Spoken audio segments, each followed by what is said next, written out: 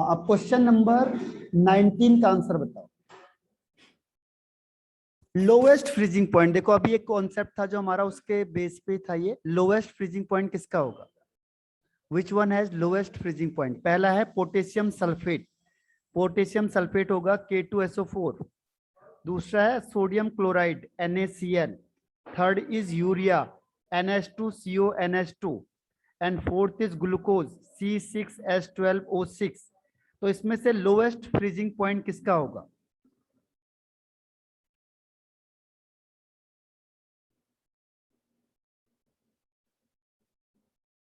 Lakshmi, okay, खुशी, okay, और इसके अलावा श्वेता। लोवेस्ट फ्रीजिंग पॉइंट, अभी देखो एक क्वेश्चन आ गया इससे पहले का, फ्रीजिंग पॉइंट कम किसका होगा? अनुराधा, ओके, श्वेता। तो Shweta and Lakshmi is right. ठीक है, अभी आपको बताया था, देखो K2SO4 अभी बताया था जिसमें नंबर ऑफ आयन ज्यादा होंगे, तो ये हो जाएगा 2K प्लस और SO4 2 माइनस। तो इसमें ओवरऑल आयंस क्या हो गए? 3 हो गए। तो अभी हमने बताया था कि डेल TF यानी डिप्रेशन कितना हुआ, तो डिप्रेशन सबसे ज्यादा किसका होगा? जिसका I की वैल्यू सबसे ज्यादा होगी। इसमें I की वैल्यू है 3 क्योंकि 3 आयंस में है। NaCl में I की वैल्यू कितनी है? 2। तो तब इसका और यूरिया ग्लूकोज का हाईएस्ट होगा, इनका हाईएस्ट होगा। ठीक है, इसमें भी फिर मोलर मास में चेक करना पड़ेगा, जिसका मोलर मास ज्यादा होगा या कम होगा उसके बेस पे डिसाइड करना है। ठीक है, तो इसमें से answer A is the right answer. I की वैल्यू जिसकी ज्यादा होगी उसका फ्रीजिंग पॉइंट सबसे कम होगा, ये ध्यान रखना, और बॉइलिंग पॉइंट में ठीक इसका अपोजिट हो जाएगा। ठीक है, तो ए इज द राइट आंसर। अब क्वेश्चन नंबर आते हैं 20 पे। क्वेश्चन नंबर 20 में कह रहा है बॉन्ड एंगल बताओ। Bond angle in compound of type ECl3 where E is equal to BPASBI। तो एंगल बताना है, किसका एंगल ज्यादा है किसका कम होगा। कौन सा आंसर आपने किया है या किस पे आप टिक करोगे?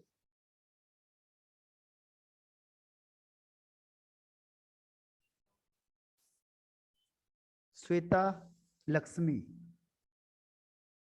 श्वेता, ओके, लक्ष्मी, ओके, और अनुराधा, खुशी, खुशी, ओके, एंड अनुराधा। तो इसमें हाँ चारों ने सही आंसर दिया है। देखो जो बॉन्ड एंगल होता है, bond angle is directly proportional to electronegativity.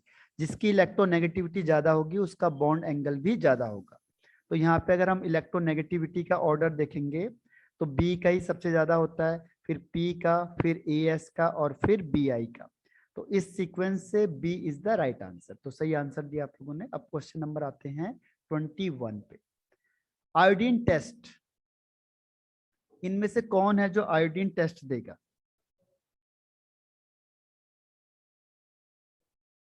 तो ये वाला आंसर आपको शायद आता होगा या नहीं है, क्योंकि इसमें हमने ज्यादा वो नहीं हुआ था। ये इसका सी आंसर। देखो स्टार्च को हम यूज करते हैं, स्टार्च जब भी स्टार्च होगा अगर आप उसमें आयोडीन को डालते हो, आयोडीन टेस्ट का मतलब क्या हुआ? आयोडीन आपने डाल दिया, हाँ, लक्ष्मी का राइट आंसर है। तो इसमें कौन सा कलर आएगा? अगर हमने स्टार्च में आयोडीन डाला है तो कौन सा कलर आना चाहिए? इसका कलर होता है वायलेट ब्लू कलर। वायलेट, ये आप याद भी रखना, टेस्ट में भी काम आएगा आपका, स्टार्च यानी कार्बोहाइड्रेट के लिए। तो जैसे आप इसमें आयोडीन डालोगे तो वायलेट ब्लू कलर डेवलप हो जाएगा। तो इससे पता चल जाएगा हमें कि ये स्टार है, स्टार्च है इसमें। ठीक है, तो आयोडीन टेस्ट यूज होता है स्टार्च के लिए। अब आते हैं क्वेश्चन नंबर 22। ये एंथैल्पी ऑफ वेपोराइजेशन 22 का है, एंथैल्पी ऑफ वेपोराइजेशन। देखो एंथैल्पी ऑफ वेपोराइजेशन का मतलब क्या होता है? कितनी हीट या कितनी एनर्जी रिक्वायर्ड है, कितनी एनर्जी रिक्वायर्ड चाहिए हमें, कब? जब आप 1 मोल कोई भी सब्सटेंस को वेपराइज यानी वेपर्स फॉर्म में लाओगे, यानी उसका गैस फॉर्म में यानी वेपर फॉर्म में कन्वर्ट करोगे, तो जितनी आपको एनर्जी चाहिए उतना एंथैल्पी ऑफ वेपोराइजेशन हो जाएगा। और इसका मतलब क्या हुआ? जिसका फोर्स ऑफ अट्रैक्शन ज्यादा होगा, फोर्स ऑफ अट्रैक्शन ज्यादा होगा, उतना क्या होगा, enthalpy of vaporization will be greater, and enthalpy of vaporization is directly proportional to force of attraction. जितना फोर्स ऑफ अट्रैक्शन ज्यादा होगा उतना ज्यादा एनर्जी लगेगी to vaporize the 1 mole of substance. तो अब बताओ what will be the answer, which one has greater force of attraction? तो on the basis of force of attraction you have to decide. Okay, Lakshmi, और इसके अलावा अनुराधा, खुशी and Shweta, very good, तीनों ने सही आंसर, सबने चारों ने सही आंसर दिया है। देखो ये ट्रिकी क्वेश्चन दे दिया उसने। क्या होता है, first of all we have to see the size, क्योंकि वेंडरवॉल्स फोर्स लगता है साइज के बेस पे, तो अकॉर्डिंग टू साइज क्या होना चाहिए, ये वाला साइज होना चाहिए था।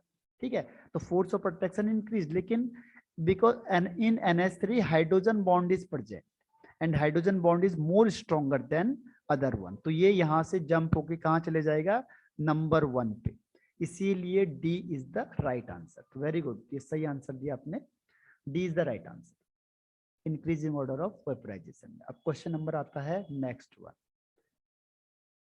क्वेश्चन नंबर नेक्स्ट है, अब बताओ इसमें से कि which of the following are arranged in decreasing order of dipole moment। इसमें भी थोड़ा सा क्या exceptional case are there in case of dipole moment, see इनके केस में एक एक्सेप्शनल केस है, इसीलिए केमिस्ट्री थोड़ी टफ होती है। अगर you don't know the exceptional case तो you can't solve the question answer.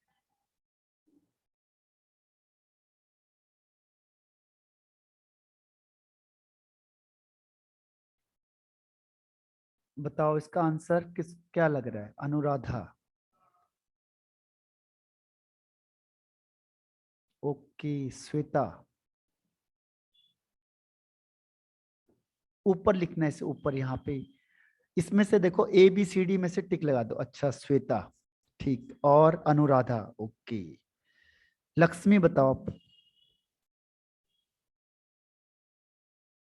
Lakshmi, okay, और खुशी,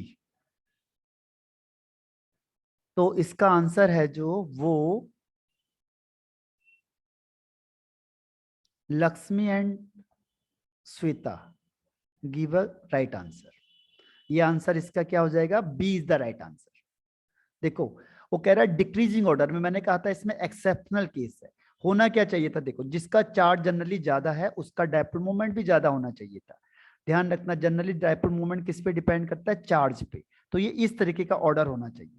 ठीक है, लेकिन होता क्या है कि ये एक्सेप्शनल केस होता है, जब भी CCl के साथ होगा तो इसका डायपोल मोमेंट हाईएस्ट हो जाता है, हाईएस्ट। इसका रीजन है इसका साइज बहुत कम होता है, तो dipole moment is equal to होता है चार्ज इनटू डिस्टेंस। तो ये ऑर्गेनिक के लिए होता है, केवल ध्यान रखना, ऑर्गेनिक में फ्लोरीन है जो इसकी वैल्यू कम हो जाती है, तो इसका ऑर्डर कैसे हो जाता है CCl, उसके बाद फिर ये सेकंड नंबर पे आ जाएगा और ये लास्ट नंबर पे आ जाता है। ठीक है, तो इसका ज्यादा हो जाता है एक्चुअल में, तो इसीलिए B is the right answer. तभी मैंने कहा ये एक्सेप्शनल केस है कि नॉर्मल जो केस होता है उसमें चार्ज देखते हैं, तो चार्ज के बेस पे ये वाला आंसर होना चाहिए, लेकिन वो कहता है कि जो सी और एफ के बीच का डिस्टेंस बहुत कम होता है, तो फाइनली अगर जो मैग्नीट्यूड होता है वो फ्लोरीन का कम हो जाता है, इसीलिए B is the right answer. तो ये हमें याद होना चाहिए कुछ एक्सेप्शनल केस। अब ये बताओ 24 question, XeF4 is treated with water, it forms, ये आपको उसमें बताया था मैंने कि ये वाटर वाला पूछ लेता है, 2-3 है जिसमें हाइड्रोलाइसिस का आपको ध्यान रखना है, हाइड्रोलाइसिस वाले क्वेश्चन बोर्ड में पूछे हुए हैं, पार्शियल हाइड्रोलाइसिस या कंप्लीट हाइड्रोलाइसिस का, तो इसका बताओ क्या आंसर होगा।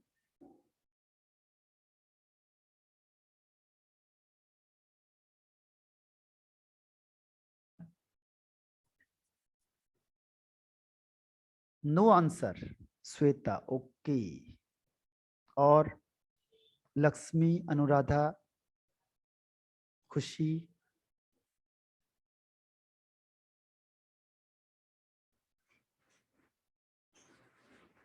ओके,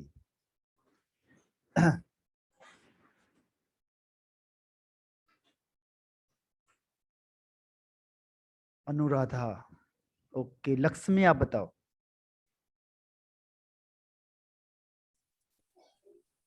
सभी। हाँ, B is the right answer. ठीक है, B is the right answer. तो इसका आंसर है जो बी, बिल्कुल सही आंसर है।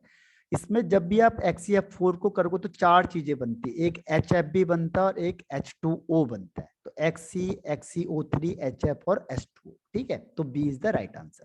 अब क्वेश्चन नंबर आते हैं 25 में।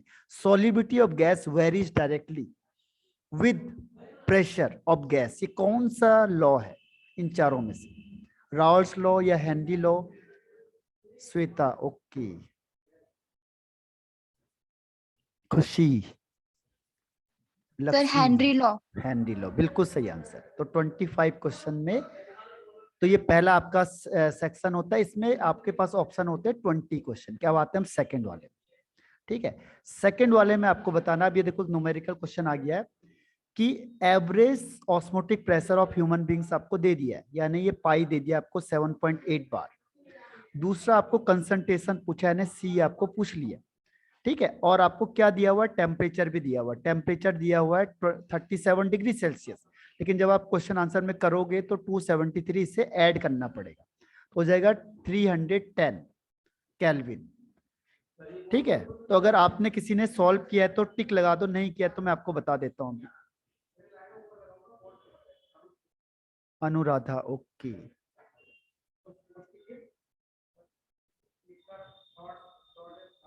इसमें फॉर्मूला लगेगा pi is equal to CRT, तो C is equal to pi upon RT। ठीक है, और पाई इज गिवन, R की वैल्यू यहाँ पे होगी, R इज इक्वल टू, जब भी आप बार या ATM में करोगे तो 0.0821 आपको लेना है। ठीक है, और इसमें लीटर में है तो बार और लीटर या एटमॉस्फेयर में होगा तो R की वैल्यू ये हो जाएगी 0.0821। हाँ लक्ष्मी बताओ।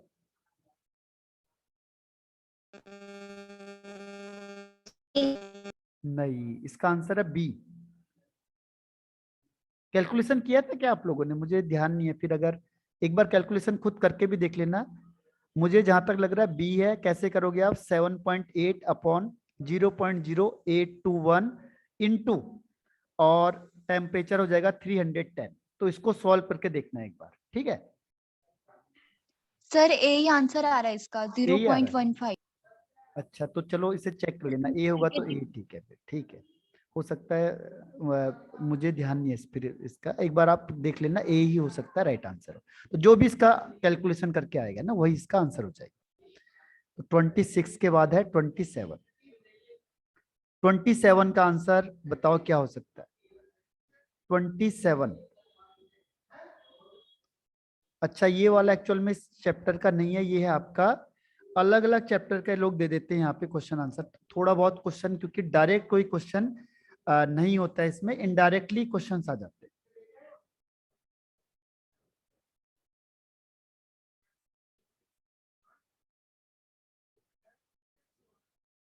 ओके, कौन सा आंसर दिया हुआ है? हाँ अनुराधा, ठीक। और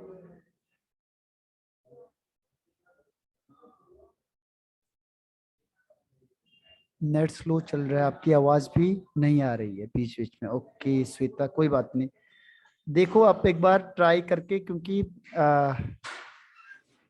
श्वेता एंड अनुराधा, और इसके अलावा कोई आंसर?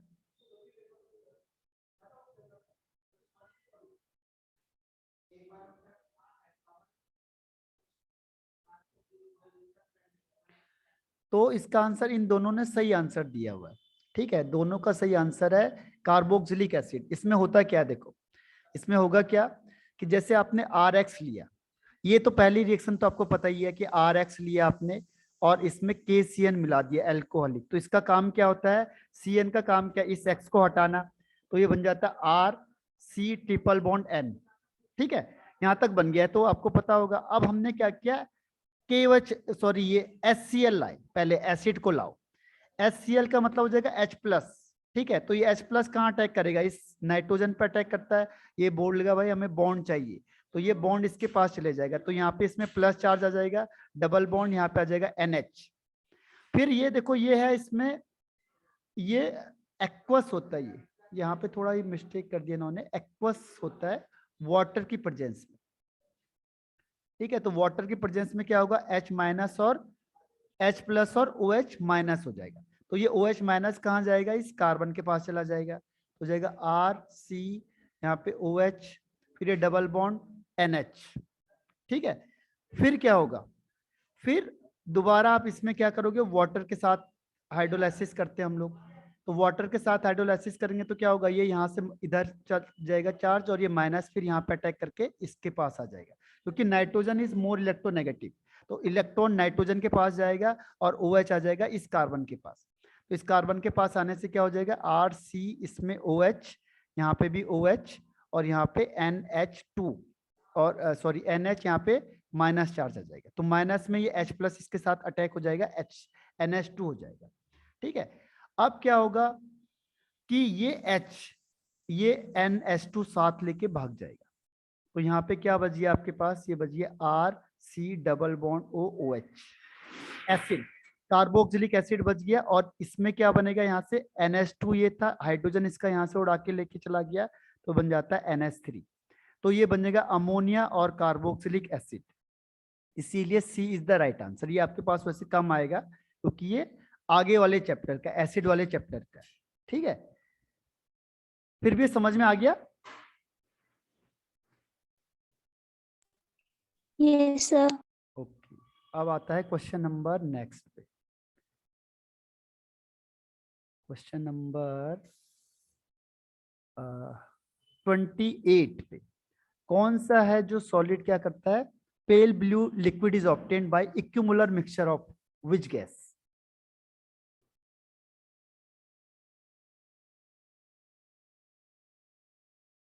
ओके लक्ष्मी, और इसके अलावा कोई answer? Khushi, Shweta and Anuradha. Okay Shweta, Anuradha, तो इसका आंसर तुम लोगों ने सही दिया हुआ है सबने। इसमें देखो N2O3 कैसे बनता है, NO प्लस NO2 से मिलके बनता है, आप इन दोनों को मिक्स करोगे at 3 degree minus 30 degree Celsius पे, तो ये बन जाता है N2O3, और इसका कलर क्या होता है, पेल ब्लू लिक्विड बन जाता है ये। ठीक है, तो ये आपका N2O3 is the right answer. अब क्वेश्चन नंबर नेक्स्ट है, तो आपके लिए बाएं हाथ का खेल होगा, स्वीटेस्ट शुगर कौन सा है, सबसे स्वीटेस्ट शुगर कौन सा है इनमें से? ओके अनुराधा, श्वेता, ये टिक कहाँ चला गया आपका, लक्ष्मी, ओके श्वेता, हाँ, तो इसका आंसर भी आपने सही दिया है, फ्रक्टोस, हाँ खुशी राइट आंसर है। ठीक है, तो fructose is the right answer, fructose, इसका जो इसकी कैपेसिटी होती है वो 1.7 टाइम्स ज्यादा होती है, 1.7। ग्लूकोज की केवल कितनी होती है, 0.7। ठीक है, सुक्रोज की 1 के आसपास होती है। जो इसमें जो शुगर लेवल होता है, सुक्रोज का 1 होता है, इसका होता है 0.7, इसका होता है 1.7, यानी हाईएस्ट में होता है, माल्टोस का कम होता है, तो इसलिए sucrose is the right answer. अब है आपका क्वेश्चन नंबर 30। ये है सबसे ज्यादा एसिडिक कौन होगा इनमें से, एसिडिक का पता कैसे चलेगा, जो H प्लस जल्दी निकालेगा, जो जितनी जल्दी ये H प्लस को निकालेगा वो उतना ज्यादा एसिडिक होगा, जो H प्लस को जल्दी रिलीज करेगा वो ज्यादा एसिडिक होता है। तो इनमें से कौन है जो H प्लस को जल्दी रिलीज करेगा अपना, खुशी, लक्ष्मी एंड, तो इसका आंसर अनुराधा, ओके श्वेता। ठीक है, तो इसका आंसर है जो आप लोगों ने बिल्कुल सही बता दिया, क्योंकि ये इलेक्ट्रॉन विड्रॉइंग ग्रुप होता है स्ट्रॉन्ग, तो ये इससे इलेक्ट्रॉन खींचेगा, जब इलेक्ट्रॉन विड्रॉ करेगा तो क्या होगा, ये डेफिशिएंट हो जाएगा, और ये डेफिशिएंट होगा तो ये क्या करेगा, हाइड्रोजन से इलेक्ट्रॉन को निकालेगा और इसको जल्दी से रिलीज कर देगा, तो ये बहुत ज्यादा स्ट्रॉन्ग होता है, इसीलिए ए इज द राइट आंसर। तो 30 का आंसर ए है, आप 31 पे पहुंच जाते हैं। 31 का आंसर भी जी है। मोस्ट एसिडिक कौन सा होगा इनमें से, which one is most acidic oxide?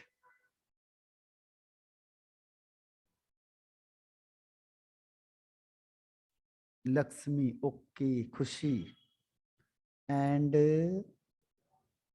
Anuradha.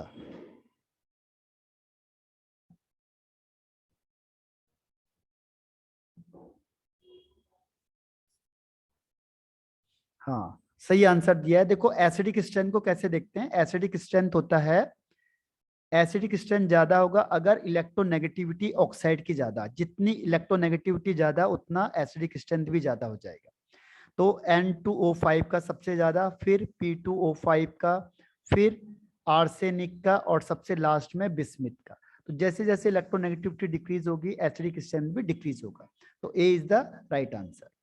तो 31 का आंसर हो जाएगा ए। अब 32 में पहुंच जाते हैं।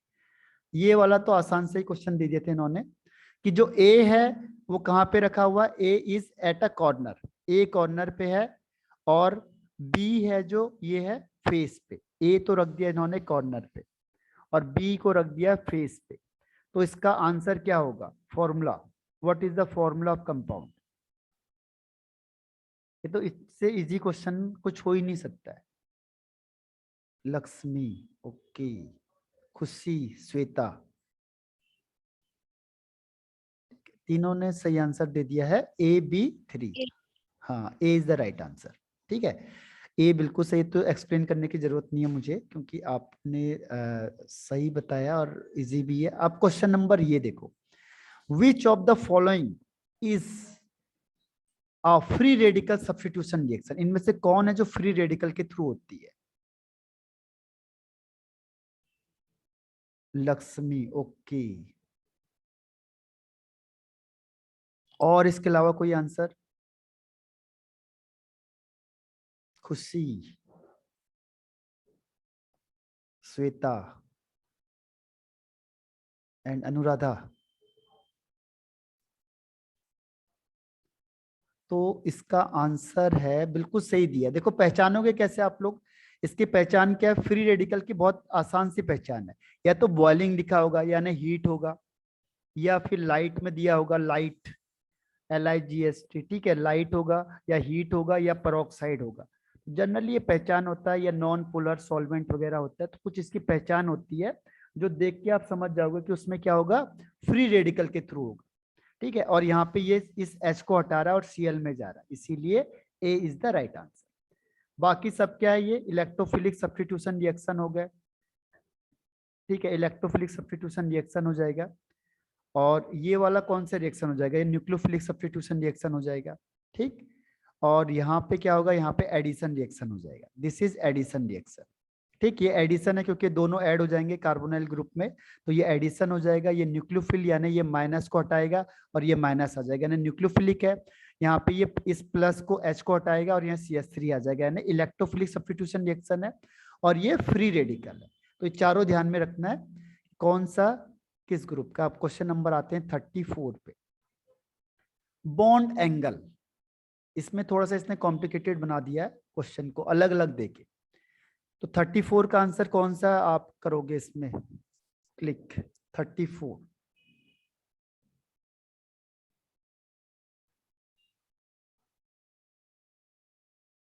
ओके, लक्ष्मी, और इसके अलावा खुशी, ओके,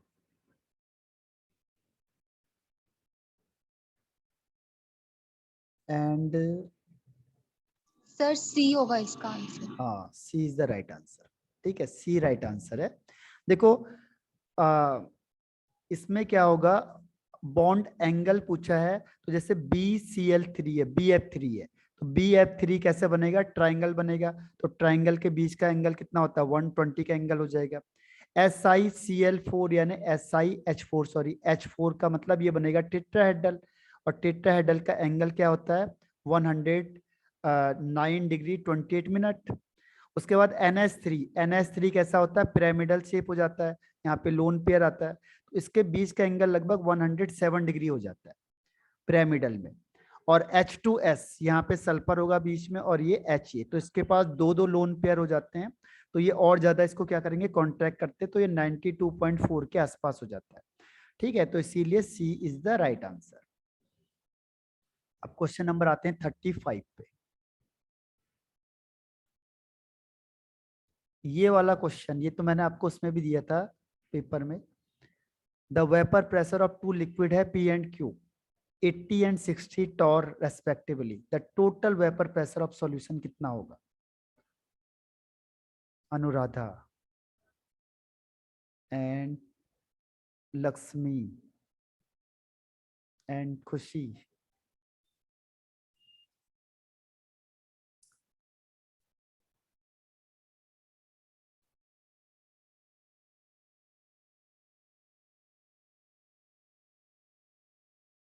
तो इसका आंसर है, जो वो लक्ष्मी ने सही आंसर दिया है, 72। कैसे होगा देखो, total pressure is equal to क्या होता है, P A plus P B, और पी ए का मतलब P naught A mole fraction of A plus P naught B mole fraction of B. ठीक है, अब देखो ए का, पी का दिया हुआ 80, तो यहाँ पे रख दिया आपने 80 इंटू मोल फ्रैक्शन का मतलब number of moles of P, तो पी के कितने मोल्स हैं 3, into total number of moles, तो 3 + 2 5, प्लस पी नॉट बी कितना दिया हुआ है 60 into number of moles Q के कितने 2/5, तो ये 5 1 जा 5, 5 1 जा 5, 5 6 जा 30, ये 5 1 जा 5, 12 5 जा 30, अब हो जाएगा 16 3 जा 48 और 12 2 जा 24, तो ये हो जाएगा 72, यानी सी इज द राइट आंसर। ठीक है, तो ये टोटल प्रेशर पूछ रहा है, तो सम ऑफ पार्शियल प्रेशर और पार्शियल प्रेशर का राउल्स लॉ लगाना आपने, P naught A X A plus P naught B X B. ठीक है, तो ये हो गया 35 क्वेश्चंस। अब आता है 36 क्वेश्चन में। अब बताओ हीमोग्लोबिन का, ये भी आपका इजी क्वेश्चन है, हीमोग्लोबिन का फंक्शन क्या होगा? What is the correct order for haemoglobin? Okay Lakshmi,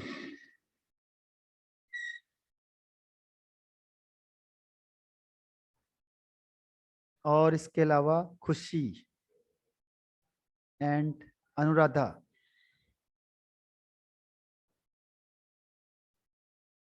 सी। हाँ, सी इज द राइट आंसर। देखो हीमोग्लोबिन का काम क्या है, ऑक्सीजन कैरी करके ले जाना। ठीक है, ये जो एंटीबायोटिक्स करते हैं, ये हमारे बॉडी में विटामिन वगैरह होते हैं, ये रेजिस्ट करते हैं कुछ डिजीज को और एंटीबायोटिक्स का काम करते हैं। ठीक है, फॉर्म बनाते विटामिन को। शुगर लेवल कौन सा होता है, कार्बोहाइड्रेट करेगा, शुगर करेगा। ठीक है, और जो कैटलिस्ट की तरह काम करते हैं हमारी बॉडी में, ठीक है, वो कौन से करते हैं, एंजाइम। कैटलिस्ट कौन सा काम करता है, एंजाइम का काम करता है। जो एंजाइम होते हैं वो हमारी बॉडी में कैटलिस्ट का काम करते हैं। तो कैटलिस्ट कौन काम करता है, एंजाइम। शुगर लेवल का पता कैसे चलेगा, शुगर से यानी कार्बोहाइड्रेट से। और जो प्रोटीन का काम है यानी हीमोग्लोबिन का काम है, वो क्या है, ऑक्सीजन कैरी करके ले जाना ब्लड में। ठीक है, और ये एंटीबायोटिक्स का काम क्या है, विटामिन जो है वो एंटीबायोटिक्स फॉर्म करते हैं, जिससे क्या होता है, डिजीज नहीं हो पाते हमारे पास। तो 36 का आंसर हो जाएगा सी। ठीक है, अब आते हैं क्वेश्चन नंबर 37 पे। 37 में बताओ,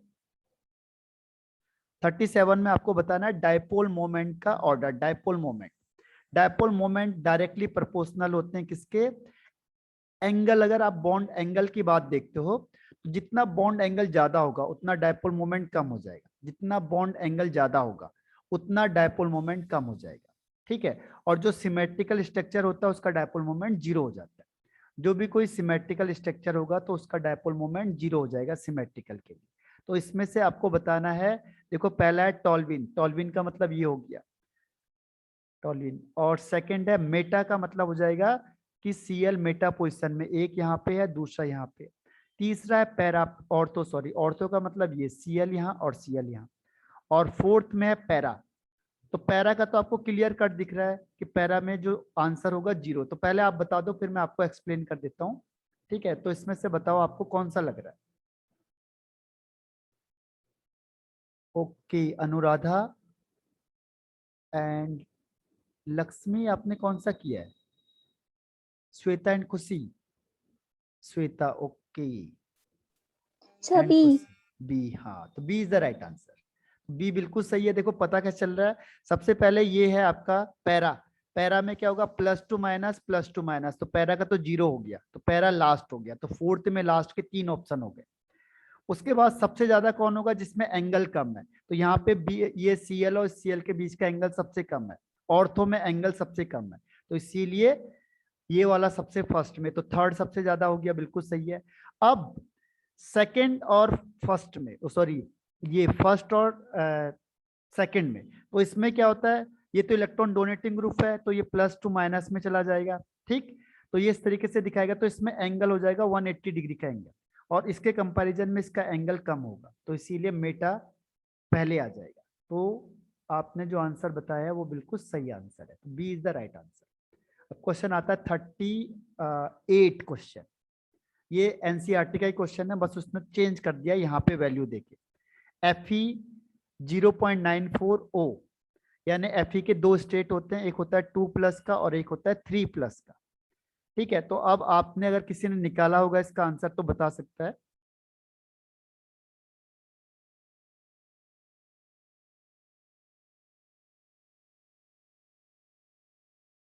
किया है किसी ने ये आंसर?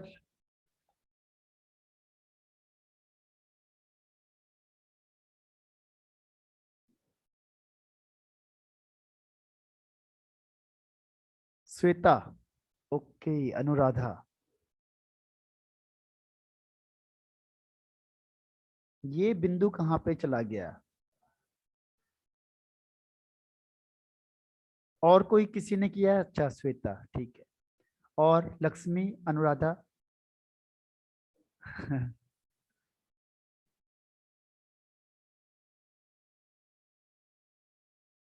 तो इसका आंसर ये बिल्कुल सही निकाला है दोनों ने, Anuradha and Shweta, right answer है। देखो करना कैसे, इसको इसको 100 से मल्टीप्लाई कर दो तो हो जाएगा ये 94, ऑक्सीजन का हो जाएगा 100।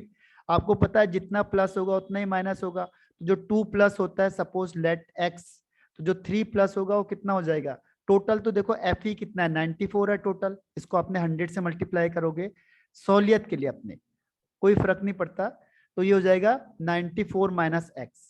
अब आपको पता है कि कोई भी डिफेक्ट होगा तो जितना प्लस चार्ज होता है उतना ही माइनस चार्ज होगा, तो 2+ के x है तो 2x हो जाएगा, और 3+ के कितने हैं 94 माइनस एक्स, तो 3 का कितना हो जाएगा 94 minus X is equal to, oxygen 100 है तो ऑक्सीजन का 100 मल्टीप्लाई बाई 2। अब यहाँ पे आप मल्टीप्लाई करोगे तो 2x, इसको माइनस करोगे तो क्या हो जाएगा, पहले इसको कर लो, 3 4 जा 12 और 27 प्लस 1 28, यानी 284 minus 3x is equal to 200, ठीक है। अब यहां से देखो 2x और ये 3x है, तो क्या हो जाएगा माइनस x, और ये 282 और ये 200, तो दोनों माइनस में आएंगे तो हो जाएगा माइनस 82, यानी x हो जाएगा आपके पास 82। आपको उसने क्या पूछा, 3+ का पूछा है, देखो 3+ का, तो 3+ का क्या होगा, 3+ के लिए हो जाएगा 94 माइनस 82 अपॉन 94 इंटू 100, ठीक है। तो 94 माइनस 82 का मतलब हो जाएगा 12, तो 12 100 अपॉन 94, तो इसका आंसर हो जाएगा D, 12.96 is the right answer, ठीक है। तो डी राइट आंसर है इसका। आया समझ में ये वाला? ये सेम है एनसीईआरटी के क्वेश्चन का ही पार्ट है, बस थोड़ा सा इसने उसमें एनआई दिया था, यहाँ पे एफई दे दिया बस, बाकी कैलकुलेशन में कोई चेंज नहीं है। आ गया समझ में? Yes sir. ठीक है, अब आते हैं क्वेश्चन नंबर 39 में। 39 क्वेश्चन का ये थोड़ा कॉम्प्लिकेटेड क्वेश्चन दे दिया इसने, क्यों कह रहा है कौन सा ऐसा वेपर से अगर आपने हीटिंग किया पहले 27 डिग्री पे, तो वो क्या हो जाएगा आपके पास, उसका कलर डीप हो जाएगा। फिर आपने उसका टेम्परेचर बढ़ा के, पहले इसमें क्या था वेपर फेज में था, आपने टेम्परेचर इतना था तो फेड कलर था, सॉरी कलर डीप हो जाएगा। फिर आपने 600 डिग्री सेल्सियस पे किया तो वो कलरलेस में चेंज हो गया, ठीक है। और जैसे ही आपने उसका प्रेशर बढ़ाया तो फिर वो कलर्ड हो गया डीप कलर का, तो कौन सा कंपाउंड होगा वो? तो ये कौन सा आंसर है, आपको कौन सा लग रहा है इसमें से?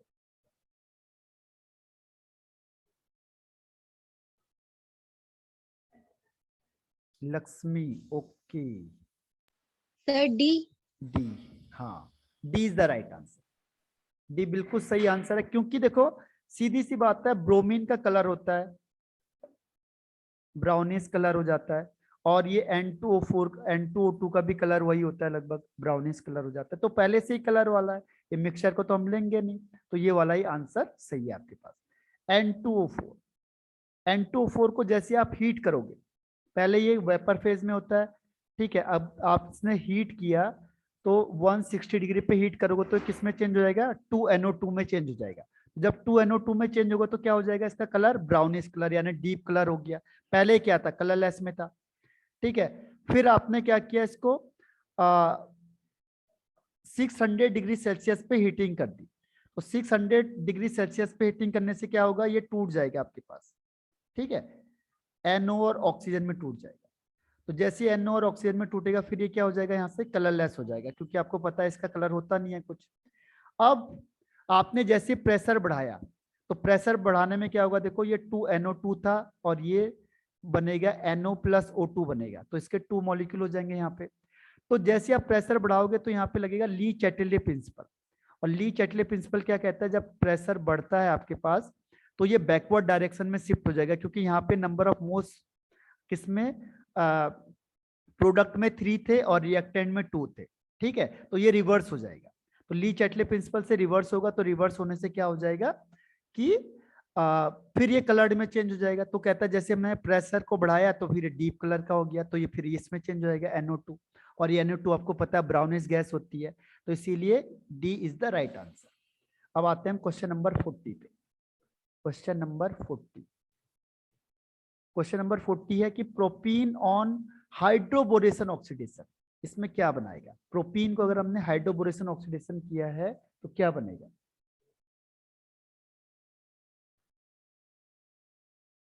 ओके लक्ष्मी, और इसके अलावा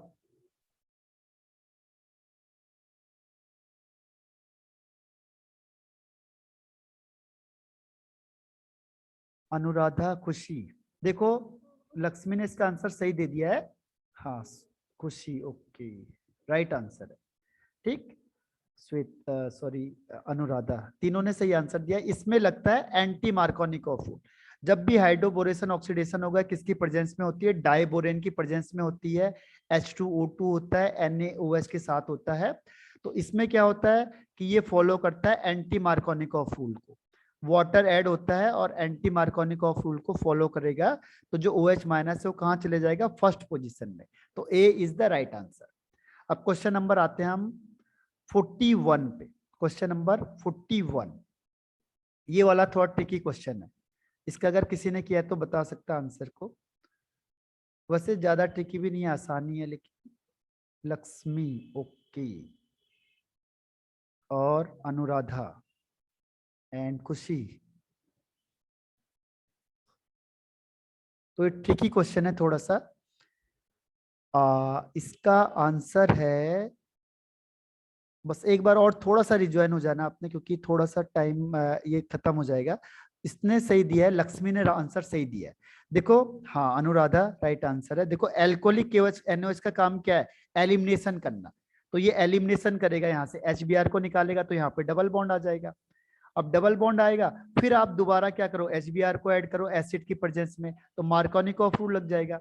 मार्कोनिक ऑफ रूल क्या कहता है कि नेगेटिव चार्ज वहां जाएगा जहां हाइड्रोजन कम है, तो ये सेकंड पोजीशन में आ जाएगा, ठीक है। तो इसीलिए B is the right answer. एक्वस क्या करता है, एक्वस का काम क्या है, देखो एक्वस क्या करेगा, जहां पे Br है उसको हटाएगा, OH आ जाएगा, तो ये एक्वस की वजह से कुछ होगा नहीं, तो इसमें एल्कोहलिक की जरूरत है, हाँ ठीक है। तो रिज्वाइन कर लो एक बार फिर से, थोड़ा सा रह गया कुछ क्वेश्चन को थोड़ा सा, ठीक है, एक बार और रिज्वाइन करके इसे आज फिनिश कर देते हैं।